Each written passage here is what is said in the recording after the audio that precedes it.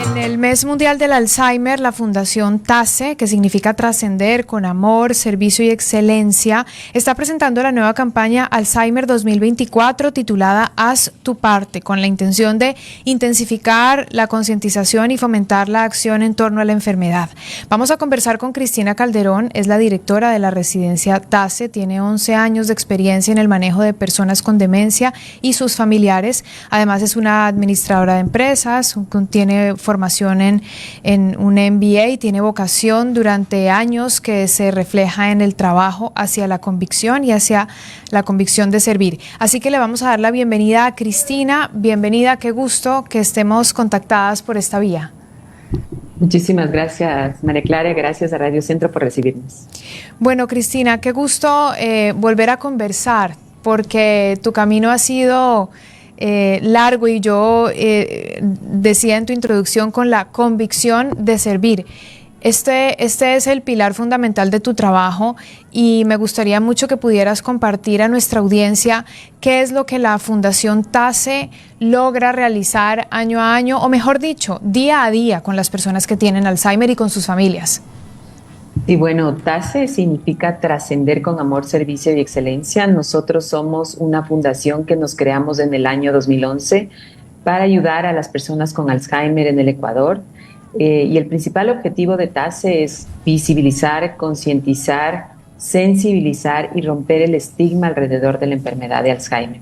Entonces, durante todos estos años, ya 13 que estamos funcionando, queremos llegar a la mayor cantidad de gente en el Ecuador con estas campañas que realizamos año a año.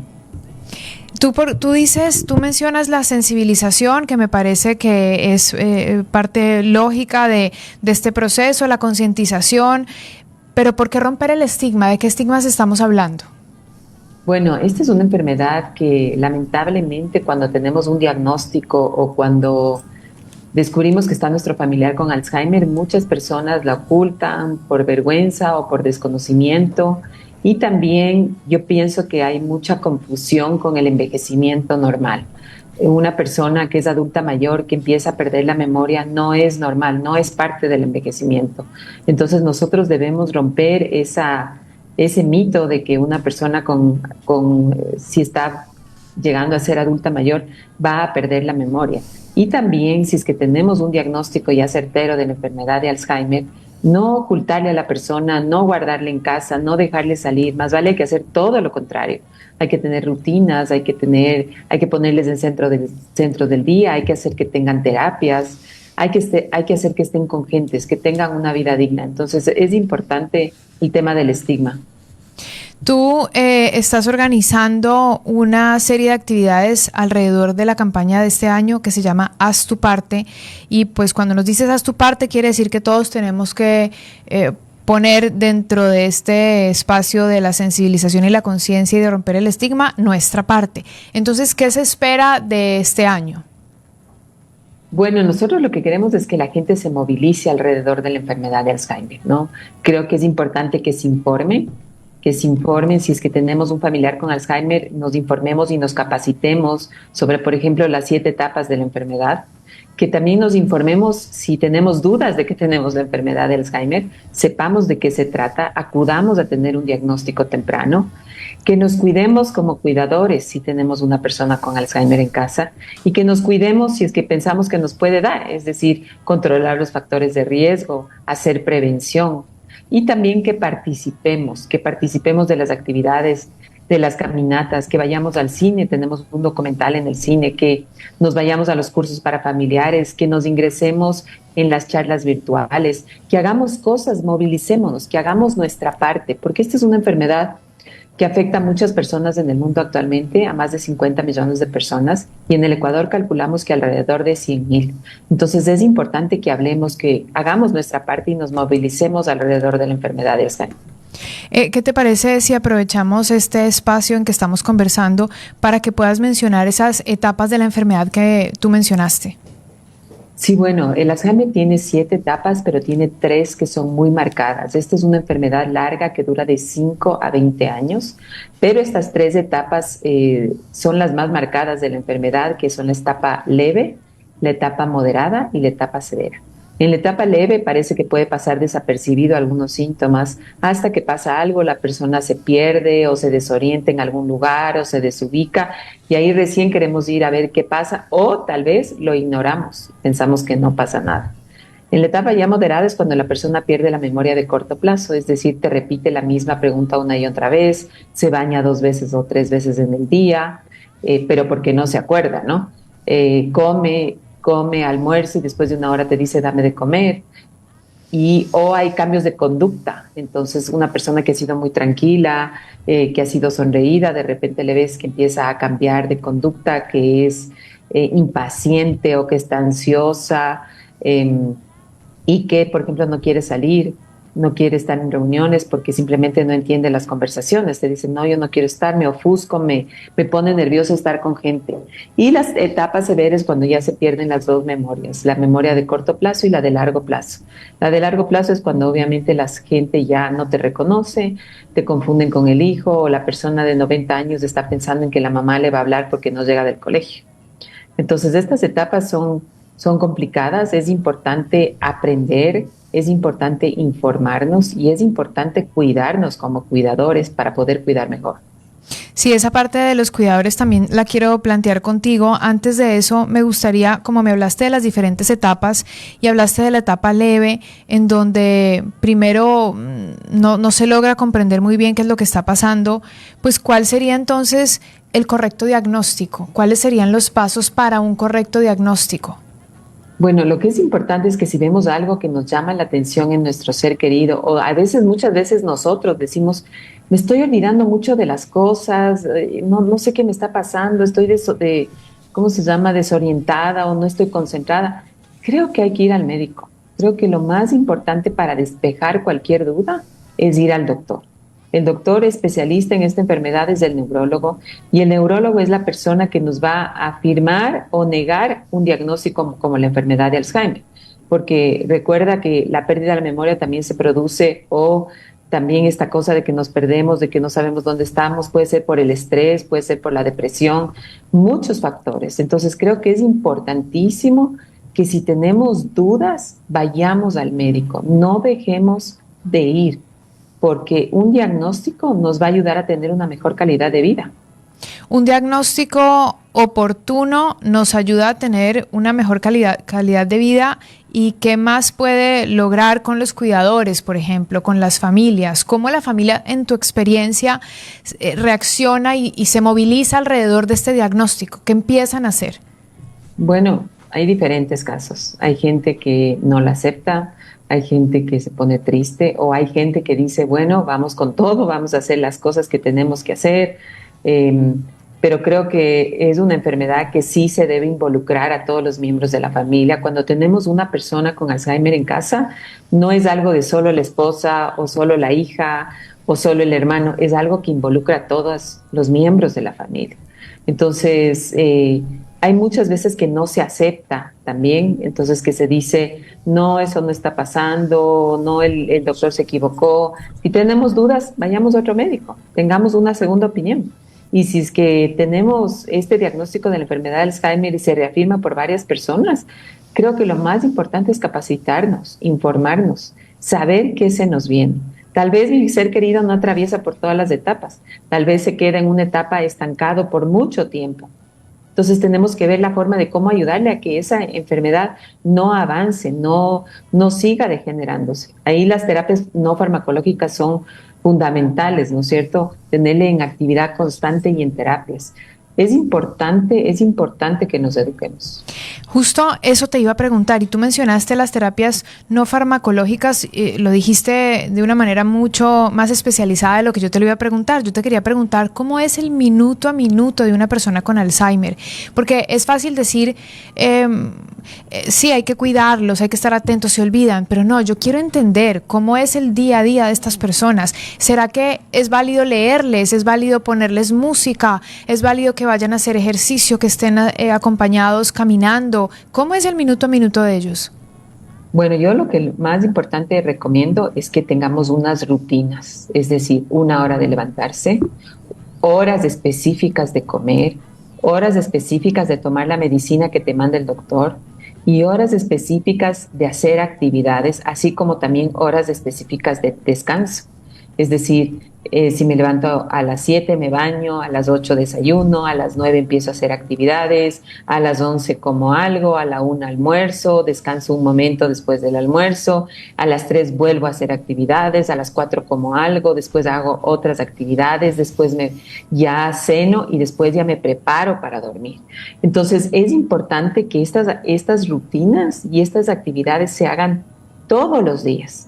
Sobre todo si estás en una etapa moderada, pasando una severa, es importante tenerles en una rutina clara, diaria, porque eso les va a dar un marco, o sea, como un enfoque. Les va a hacer estar más tranquilos y observar si es que van campeando, si es que va aumentando alguna cosa. Si es que, por ejemplo, justo hoy hablaba con una señora en la mañana que me decía, yo a mi esposo le llevaba a su club a hacer deporte y de repente el otro día ya no quiso saber nada, estaba agresivo, se desorientó. Ese es un cambio de comportamiento. Entonces hay que estar de la mano del médico, informándole todo lo que nos pasa, diciéndole todo el tiempo me funcionó esto y ahora no me está funcionando esto otro. Entonces hay que estar siempre constantemente hablando con los doctores, revisando su parte física, su parte mental, ¿no es cierto?, su parte neurológica, y tener rutinas y actividades constantes.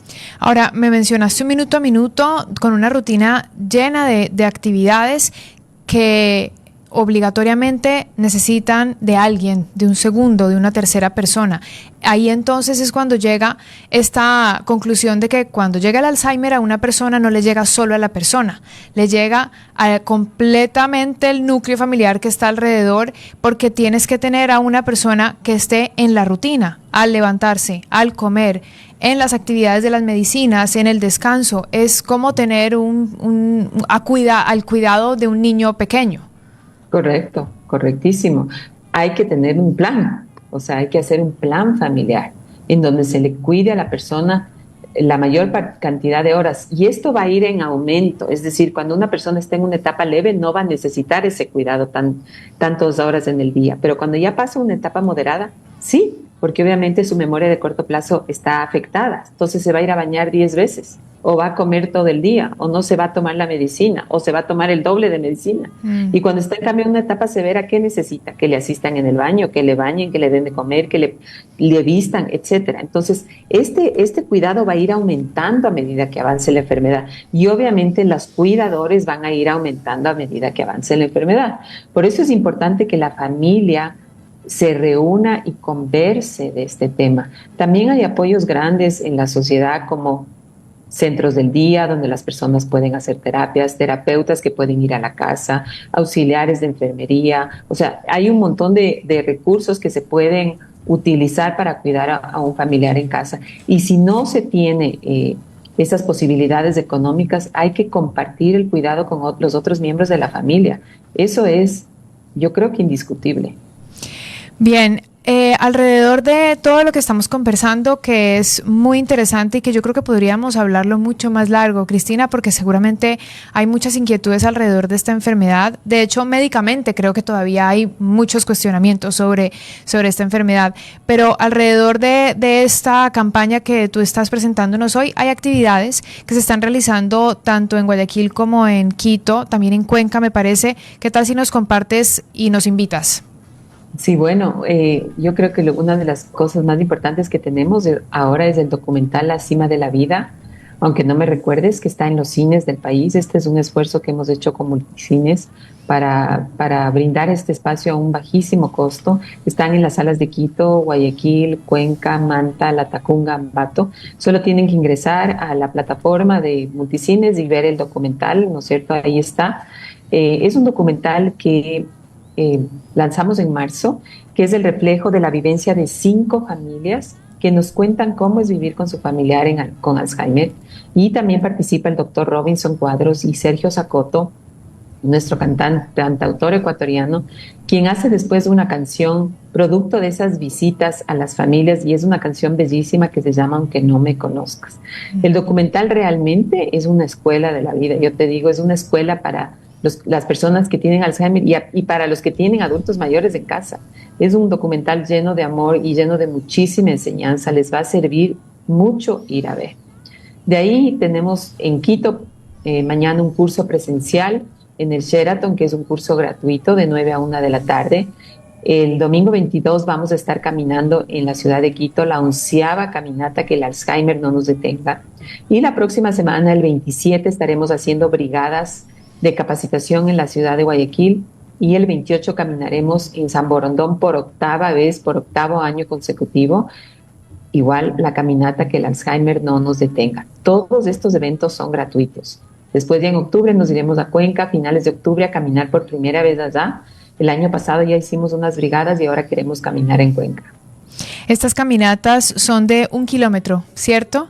Y lo que hacen es invitar a las familias y a las personas para conversar también entre sí, ¿no? Conocerse, tal vez compartir experiencias. De ese compartir experiencias seguramente surgen consejos, recomendaciones de uno de otro, cómo están viviendo esta experiencia. Es muy, muy interesante que se pueda involucrar a más personas en este tema. Lo del documental también creo que es válido, ¿no? Decirles a quienes también no tienen un familiar que tal vez tenga esta enfermedad, pero que nos haga reflexionar sobre otras cosas y sobre el paso de la edad y sobre la vulnerabilidad de nuestra memoria y por ende de nuestra historia y bueno, muchas cosas. La cima de la vida, aunque no me recuerdes, me dijiste que está en Quito, Guayaquil, Cuenca, Ambato, Latacunga y Manta. Es en Multicines, ¿cierto? Así es, correcto. Muy bien. Ahí tienen que ver en la cartelera. Hay que ver, sí. Así es. Perfecto. Son caminatas que lo que invitamos es a que venga toda la gente con sus familias, con sus abuelitos, con sus hijos, con sus nietos, vengan a caminar por la enfermedad, porque realmente hay muchas personas que la padecen y nos necesitan. Hagamos nuestra parte. Claro que sí. Estamos conversando con Cristina Calderón, directora de la residencia TASE. Trascender con amor, servicio y excelencia significa TASE, y ellos lo hacen alrededor del mes mundial del Alzheimer. Me gustaría, por favor, que dejaras una página de contacto o algún correo, alguna red social para que quien nos escuche y quiera contactarte lo pueda hacer. Sí, bueno, nosotros estamos en www.fundaciontase.org. Estamos también en las redes sociales Facebook, Instagram y nuestro canal de YouTube como Fundación TASE nos encuentra. Ahí van a ver toda la información. Nos pueden llamar también a Quito al 2046-233 y pueden inscribirse a los cursos. Las caminatas no necesitan inscribirse, solo tienen que ir puntualmente a las 8 de la mañana. Estaremos en San Borondón saliendo de la UES o la Plaza Moderna, me parece, y llegaremos al Teatro Sánchez Aguilar. Y en Quito saldremos desde el Eloy Alfaro y Amazonas y llegaremos a la Cruz del Papa en el Parque La Carolina. Repíteme las fechas. En Quito es el domingo el 22. Este domingo 22. Sí. ¿Y en Guayaquil? Y el próximo sábado 28 estaremos en Guayaquil, en San Borondón. Sábado 28, perfecto. ¿Y las brigadas no me quedaron claras dónde van a ser? No me quedó claro. La brigada va a ser en Guayaquil igual el 27. Ahí en nuestra página web les vamos a poner las direcciones de las brigadas. Son unas brigadas de capacitación en donde hablamos sobre la enfermedad de Alzheimer y también damos terapias para que se puedan aplicar en casa. Y el 26 de octubre, en cambio, vamos a estar en Guayaquil y ese lugar todavía estamos definiendo. En Cuenca. En Cuenca, perdón. En Cuenca vamos a estar. Muy bien, Cristina. Muchísimas gracias por toda esta información. Voy a repetir, fundaciontase.org. Esa es la página web. Las redes sociales también como Fundación TASE y el teléfono que dijiste en Quito, 2046-233. Muchísimas gracias. Esta entrevista va a quedar publicada en nuestro canal de YouTube de La Lupa, así que si alguien quiere volver a escucharla, porque seguramente va a poder sacar información valiosa, puede volver a revisarla hoy mismo en la nochecita. Te agradezco muchísimo, Cristina. Gracias a ti. Ha sido un placer estar contigo en esta tarde y gracias por este espacio. Sin ustedes realmente no podríamos llegar a tanta gente, así que muchísimas gracias. Muchísimas gracias. Son las 2 de la tarde con 27 minutos y continuamos con más de nuestro programa. Vamos a escuchar algo de música.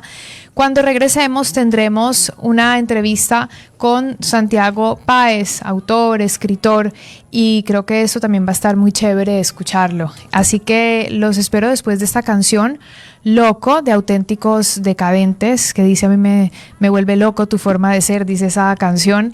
Y mientras tanto, ustedes pueden ir revisando su aplicación de Banco Guayaquil. ¿Ya entraron hoy? ¿Vieron cómo estaban sus cuentas? Cuéntenme. Bueno, por ejemplo, yo sé que tengo que hacer hacer una transferencia porque prometí la compra de una rifa y dije, te transfiero hoy porque te transfiero. Entonces más tardecito, cuando ya esté todo así como más calmado en el día, voy a hacer la respectiva transferencia y ya me ahorro tener que ir a un banco, me ahorro tener que tener un efectivo y mandárselo a alguien. No, lo puedo hacer solo a través de la aplicación Banco Guayaquil, agrego la cuenta de la persona, le transfiero y se acabó. Así que esa es una forma muy práctica de resolver el día a día con esa aplicación de Banco Guayaquil. Vamos con auténticos decadentes y regresamos con más de nuestra lupa.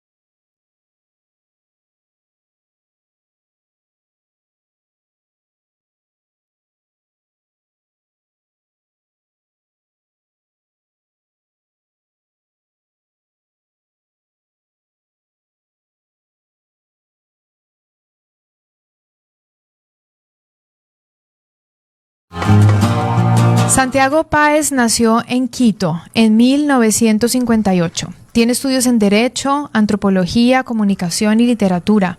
En su juventud participó en varias investigaciones sobre la poesía popular de las comunidades afrodescendientes, de las selvas de la provincia de Esmeraldas y de las sociedades campesinas de los Andes ecuatorianos. Durante 35 años fue catedrático universitario de Teoría de la Comunicación. Ha escrito y publicado más de 25 libros, novelas y cuentos de ciencia ficción, fantasía, aventuras juveniles, una novela de zombies, otra metafísica, una comedia romántica y varias historias policiales, además de ensayos académicos y literarios. Se destacan su tetralogía Crónicas del Breve Reino del 2006, 4 novelas que relatan momentos fundamentales del siglo XX en Ecuador, y en Clinch, Demasiado Cerca, de 2021, novela cuya tercera parte está escrita en perfectas décimas espinelas. Obtuvo el premio Joaquín Gallegos Lara en 1994 y en 2 oportunidades ganó el premio Darío Guevara Mayorga.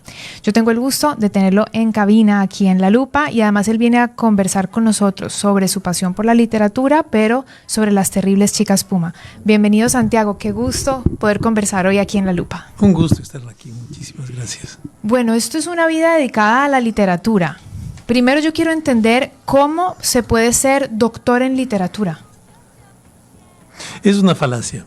O sea, creo que el doctorado tendría que ser en crítica literaria, que es lo que me enseñaron o trataron de enseñarme en la Universidad Católica donde hice ese doctorado.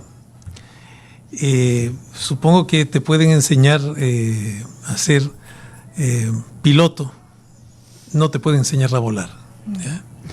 Entonces, el símil iría por ahí. Claro, claro. Claro, te enseñan a manejar una máquina, que te enseñan a manejar los instrumentos de un análisis literario, como te enseñan a manejar una máquina que es un avión. Pero enseñarte literatura sería subirte a un edificio y aventarte y decir, vuela. Eso es la literatura, un vuelo en el que tú te defiendes solo. Si puedes, asciendes, si no, pues planeas hasta posarte o sencillamente te desbancas. Y ese vuelo ha sido de toda la vida, de toda su vida. Es el vuelo de la práctica de la escritura y de contar sus historias. No pensé que fuera a dedicarme a esto después de determinados esfuerzos que hice. Yo me fui, estudié Derecho, aunque pensé que iba a ser escritor. Cogí todo lo que quise coger, unos pocos bártulos, un viejo revólver de mi padre, y en una época en la que uno podía hacerlo, me fui a la frontera entre Ecuador y Colombia. Era una frontera tan peligrosa como eran las fronteras en los años 80, o sea, nada comparado con lo que es ahora. Era un lugar en el que uno iba y hacía algunos negocios, ahí se compraba y vendía madera. Fui allá y viví ahí durante un año, mientras trabajaba en un acerío de montaña y escribí una novela. Regresé después de eso a Quito, vi que esa novela no funcionaba y seguí estudiando. Me gradué de licenciado en Derecho, después estudié Antropología y luego entré a ese doctorado que mencionabas en literatura.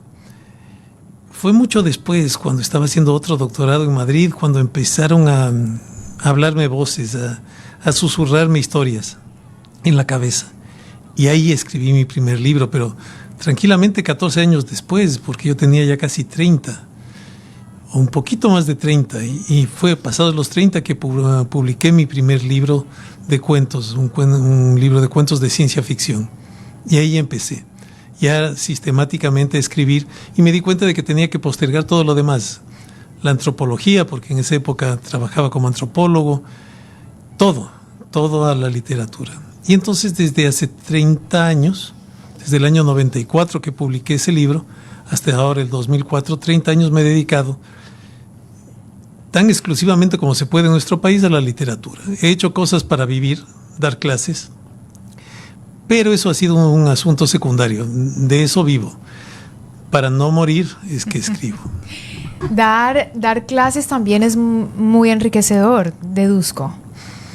No, porque es en teoría de la comunicación, que no es tan divertido como la literatura. Ninguna de las cosas que he podido dar clases ha sido tan divertido como la literatura. Escribir es algo glorioso, divertidísimo, fascinante. Dar clases era un trabajo, tenía que hacerlo bien porque si no lo hubiera perdido. Tenía una responsabilidad con mis alumnos, con la institución que me contrataba. Trataba de hacerlo de la mejor forma posible, me preparaba. No era un académico, ¿ya? Un académico es el que hace una investigación, profundiza en su campo, hace descubrimientos y sobre eso da clases. Yo hacía resúmenes, daba clases en los primeros años, hacía los mejores resúmenes que podía de lo que otros hacían y con eso me fui ganando la vida durante 35 años que di clases.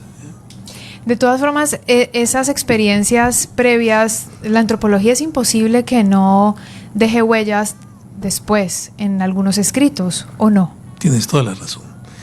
Es totalmente cierto. El haber estudiado antropología, el haber estudiado lingüística, el haber vivido en comunidades indígenas en la sierra o en comunidades de pescadores en la costa, antes de irme a estudiar ese doctorado en comunicación en España, yo había vivido en comunidades en la comunidad de los indígenas chachis o cayapas en Esmeraldas. Ahí hice mi tesis de licenciatura en Derecho. Había vivido con comunidades de pescadores, también en la frontera con Colombia. Había estado en comunidades de indígenas de la sierra, con los salasacas, por ejemplo. Y había estado en comunidades de pobladores urbanos en Quito. Había profundizado muchísimo en magia, en literatura popular. Mi tesis doctoral fue de literatura popular. Entonces había estudiado muchísimas cosas. Pero claro, todo eso solo acabó tomando sentido en cuanto escribía. Tienes toda la razón, ¿ya? Porque no me convertí en un académico ni en un científico social. Me convertí en un novelista, en uno que inventa historias de lo que ha visto. Y hablemos entonces de esta historia, de las terribles chicas Puma. Voy a leer tal cual lo tenemos aquí para que nuestros oyentes entiendan de qué vamos a seguir conversando. Estefanía, Pilar y Tomasa Puma son 3 primas hermanas que durante su infancia compartían juegos, secretos y aventuras en la hacienda familiar a las afueras de Quito. La vida frenética de la adultez las ha distanciado y no se ven desde hace muchos años, por lo que deciden reunirse durante un fin de semana en esa casona que está a cargo de la tía Mercedes. Aunque todas aparentemente han tenido vidas tranquilas y exitosas, la realidad es muy distinta. Durante ese encuentro salen a flote todas esas verdades que las demás desconocen de cada una y en un acto casi ritual exorcizan demonios y celebran la vida. Las terribles chicas Puma es un retrato de esas vidas paralelas que todos llevamos. Santiago Páez logra con esta novela catalizadora permitirles a los lectores no sentirse tan solos en esos mundos íntimos que a veces cuesta tanto transitar. Y aquí entonces yo ya voy conociendo de qué pena que al día de hoy, 20 de septiembre, yo no me haya terminado el libro, pero sí me permite conocer un poquito más a Pilar, Estefanía y Tomasa y lo que pasa alrededor de esa hacienda que era en la que ellas se divertían cuando eran chiquitas. Entonces a mí me gustaría entender de dónde surge esta historia. De las mujeres que he conocido. Porque he conocido mujeres muy poderosas e inquebrantables. Mis abuelas, mis tías, mi madre, y si quieres más cercanas, yo no he tenido hijas, tengo solo un hijo varón, pero he tenido alumnas. Y mis alumnas han sido una gran inspiración para mí. Andreita, que está aquí, es un ejemplo, ¿ya? Mis alumnas son y han sido seres poderosísimos, ¿ya? Siempre, y te lo dirá cualquier profesor, sus mejores estudiantes son las chicas. Son más sistemáticas, más trabajadoras, más comprometidas y muchísimo más inteligentes, ¿ya? Los hombres siempre somos difusos, atontados, ¿ya? Puede que de cuando en cuando surja un brillante, ¿ya? Pero en conjunto son muchísimo menos importantes como grupo que las chicas. Las chicas son seres súper poderosos, ¿ya? Recuerdo dos, para hacerte con una historia el ejemplo. Recuerdo dos de mis maravillosas alumnas a las que les asaltaron para robarles el auto. En un barrio lejano de Quito les llevaron, y cuando les empezaron a manosear, porque obviamente trataban también de violarles, empezaron a hablar. Y empezaron a decirles: has de tener mamá y has de tener hermanas. ¿Te gustaría que les hagan algo así a tu mamá y a tus hermanas? Y empezaron a hablar y hablar y hablar, de tal forma que los asaltantes se hartaron y les botaron del carro y se llevaron el carro. Y esto es una historia de la vida real. Es una historia de la vida real. No voy a decir los nombres de mis chicas, pero las chicas lo hicieron, ¿ya? Dos bellas chicas que fueron mis alumnas. Audaces, chicas. ¿Ya? Ajá. Sí. Así son las chicas que yo tuve por alumnas. ¿Ya? Y han sido excelentes trabajadoras, han conseguido unos estupendos puestos de trabajo. Entonces, yo quería retratar mujeres así. Mujeres que se han enfrentado a hombres que han tratado de dominarles, manipularles, humillarles, ¿ya? Y que no han podido con ellas. Porque esa es la historia. Por eso son las terribles chicas Puma. Son de apellido Puma, que es un apellido de los Andes, ¿ya? Y son unas mujeres con las que no han podido. Esa es la historia. Sí, es una historia chévere que nos va envolviendo nos va envolviendo desde la primera página, desde las primeras palabras ya en la atmósfera, que creo que es lo más mágico que puede hacer un autor para su lector o su lectora, que es inmediatamente meterte en el lugar, en el espacio y empezar a imaginar lo que ellas están viviendo. Ellas se encuentran, medio se desconocen a pesar de haberse conocido toda la vida porque son primas, y me pareció muy interesante como reencuentro tosco al principio, duro, pero luego llega la aproximación a partir de la intimidad como de las confesiones, de las historias.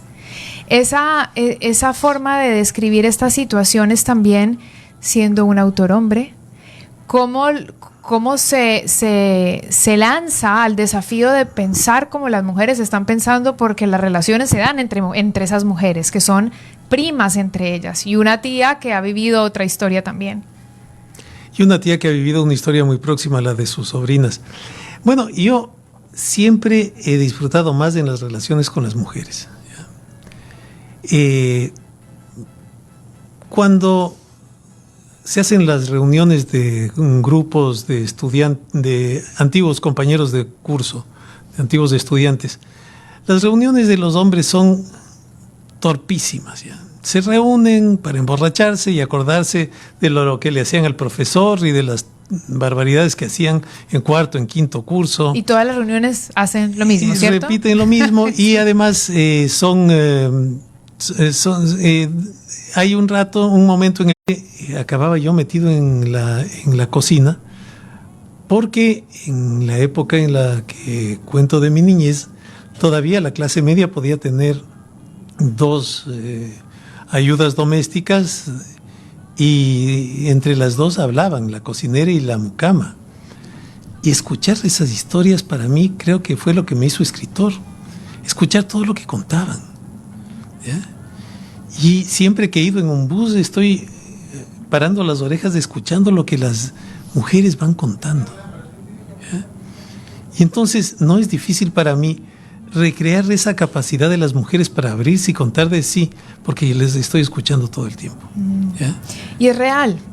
Las mujeres tenemos esa capacidad. Nos unimos 3, 4, 5, hasta desconocidas mujeres, e inmediatamente creamos una comunidad. Empezamos a contar lo que sentimos, por qué estamos pasando. Me inquieta saber por qué los hombres no.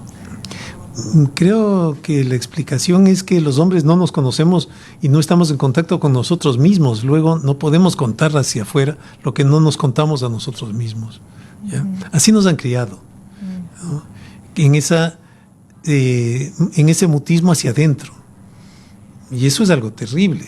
Pero claro, es algo que la educación, la sociedad tendrá que ir cambiando.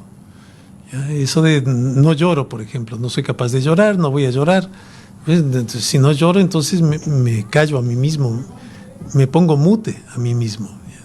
Claro.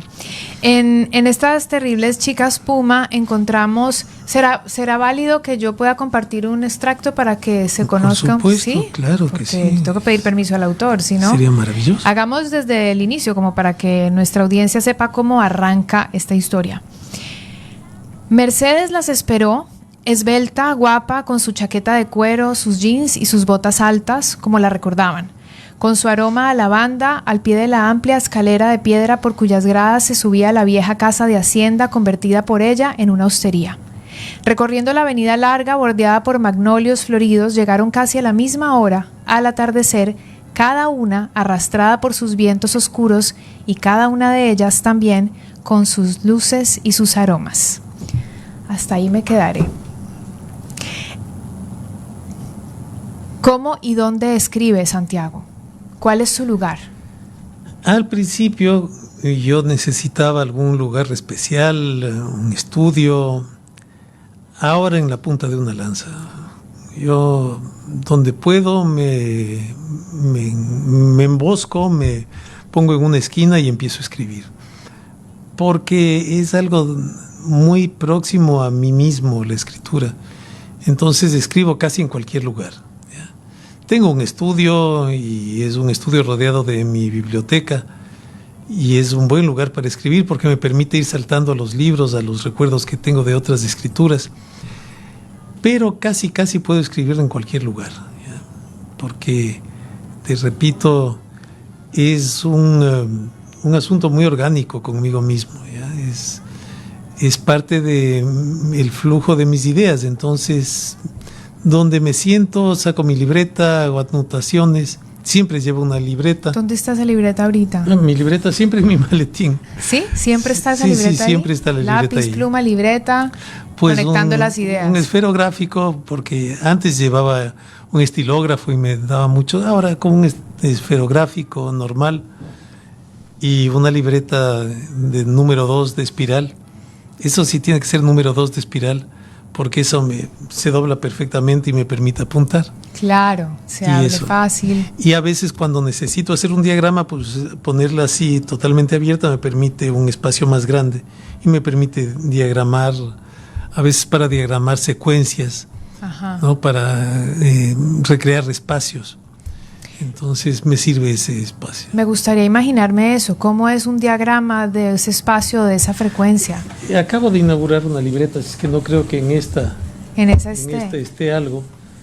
Pero suele ser, por ejemplo, cuando estoy planificando algo, no creo que en esta haya nada de eso.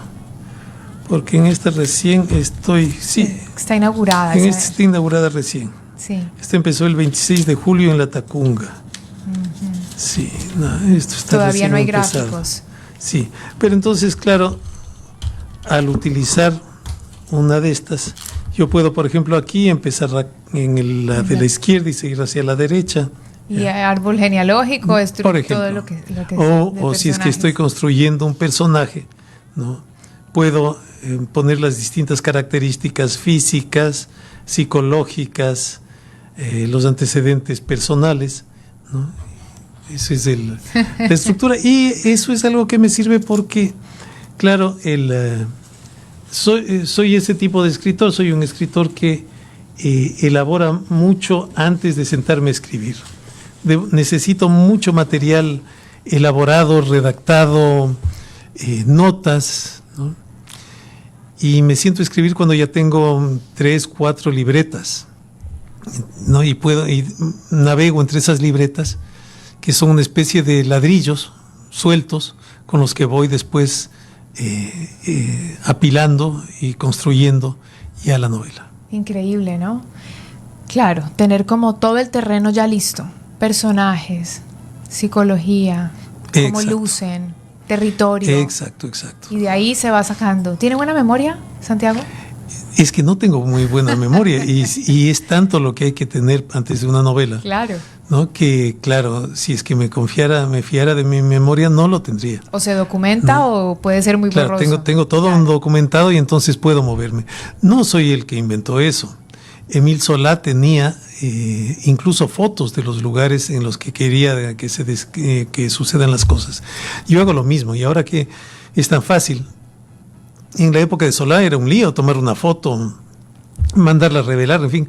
Ahora tomo fotos con el celular y las pongo en la computadora, y tengo las fotos de los lugares en los que quiero que pasen las cosas. Cuando son lugares físicos y que son ideas mías, tengo descripciones previas. Claro, ayuda mucho a la descripción. Claro. Qué maravilla. Claro, ¿no? Entonces, sí, construyes en definitiva suficientemente, con suficiente abundancia el mundo en el que va a decurrir, ¿no? Y sobre todo construyes un mundo más grande que el que aparece en la novela. Eso te da libertad. Uh-huh. Es como dices, bueno, esta novela va a pasar en un edificio de 16 pisos, ¿ya? En la novela solo van a aparecer 3 pisos, pero yo sé de los otros 13. Claro, ¿ya? Claro. Y eso me da la libertad de decir en cuál piso quiero que pase. Claro, lo los que sonó en el piso de arriba. Exacto. Así es. Sí, y en alguno no va a pasar nada, pero yo sé que está ese piso ahí y sé por qué lo dejo de lado. Santiago Páez es escritor y muchas otras cosas más que ustedes ya vieron que en 66 años de vida ha podido producir, experimentar, vivir, estudiar desde antropología, lingüística, teorías de la comunicación, literatura, y hoy nos viene a saludar, a mostrar cómo hace, cómo se mueve su pluma y cómo conecta su pluma con su cabeza, y sobre todo a conocer a las terribles chicas Puma. Me gustaría que usted mismo invitara a nuestra audiencia a leer este libro que yo ya estoy leyendo y lo tengo firmado y autografiado. Bueno, yo creo que todos tenemos una madre, una abuela, una tía, una prima berraca, valiente, dispuesta a todo. Y una chica así van a encontrar en las chicas Puma. Así es que por eso les recomiendo que lean esa novela que yo escribí, que les va a divertir mucho y les va a recordar a su mamá. Muy disfrutable. Aquí les muestro yo también, para quienes nos están viendo y no solamente nos escuchan, está una portada, por cierto, con una ilustración hermosa, espectacular. Estaba viendo de quién era. Bueno, la foto es el diseño en realidad de la cubierta hecho por Planeta, ¿no? Muy lindo. Y la historia está muy recomendable. Así que muchísimas gracias. Yo espero, Santiago, que cuando vuelva a visitar la ciudad regrese a esta cabina. Siempre, siempre. Me he sentido muy bien. ¿Cómo es? ¿A qué hora? Hoy a las 6 de la tarde en la Feria del Libro. 6 de la tarde en la Feria del Libro va a ser la presentación de esta novela, donde podrán hacerle preguntas, conversar, firmar. Por supuesto. Así que esta conversación queda con 3 puntos suspensivos hasta las 6 de la tarde en la Feria del Libro, que no se pueden perder, gracias a quienes han estado atentos a las entradas que hemos regalado a través del programa. Entonces estoy segurísima que más de un oyente estará ahí. Gracias, Santiago, qué gusto conocerlo. Muchas gracias. Nos despedimos. Yo estoy pasada de tiempo, así que me voy sin cuento periscópico, me voy sin canción, pero me voy con una muy buena vibra para pasar este fin de semana. Vayan a la Feria del Libro, disfruten las charlas, las conferencias, conocer a los autores, los libros. Vayan así sea a pasear, a descubrir, y ojalá llevar a sus hijos, a su familia, para que vean otro panorama y conozcan nuevos universos a través de la literatura. Nos vamos y nos vemos el lunes de 2 a 3 de la tarde por Radio Centro. Gracias y chao.